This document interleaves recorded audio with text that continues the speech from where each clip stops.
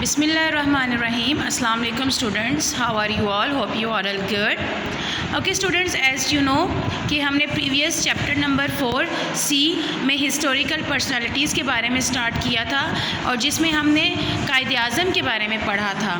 قائد اعظم کون تھے, ان کا کیا رول تھا پاکستان کی کریشن میں, یہ سب ہم نے دیکھا. اب ہم دیکھتے ہیں علامہ محمد اقبال. آپ کو پتہ نا اقبال کے بارے میں, علامہ محمد اقبال ہمارے قومی شاعر بھی ہیں.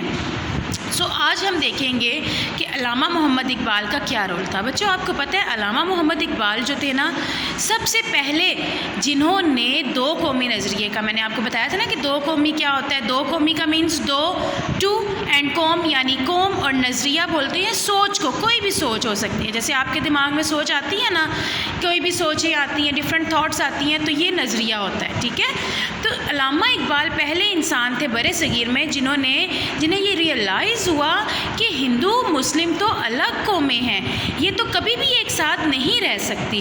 تو پھر انہوں نے مسلمانوں کو اس چیز میں ان کے اندر اویئرنیس کریٹ کی کہ نہیں, آپ لوگ سیپریٹ ہیں, سیپریٹ نیشن ہے, اور آپ کو اپنے لیے سٹینڈ لینا ہے, اور اپنے ملک کو حاصل کرنے کے لیے, اپنے لیے الگ اسٹیٹ حاصل کرنے کے لیے آپ کو کوشش کرنی ہے.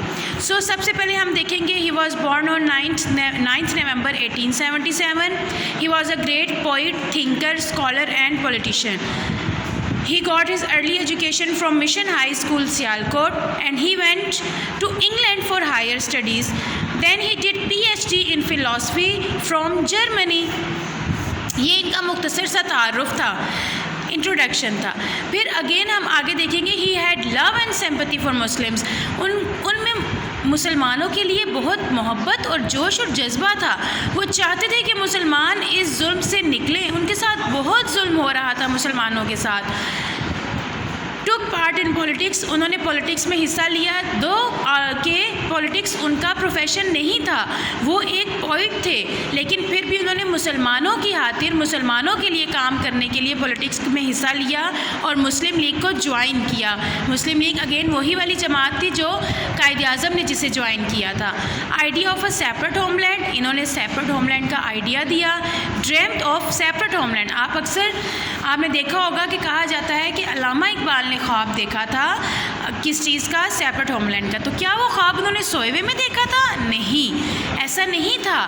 انہوں نے یہ سوچا تھا کہ انہیں مسلمانوں کو ایک سیپریٹ ہوم لینڈ ملنا چاہیے, اور پھر اس پہ انہوں نے کام کرنا شروع کر دیا تھا. آپ کو پتہ ہے جب بھی ہم کوئی ڈریم کرتی ہے نا ایسا, تو ڈریم کا یہ ڈزنٹ مین کہ ہم سوئے اور ہم نے خواب دیکھا. نو, ہمیشہ جو خواب کامیاب ہوتی ہے نا, تو وہ ہمیشہ جاگتی آنکھوں سے دیکھے جاتے ہیں.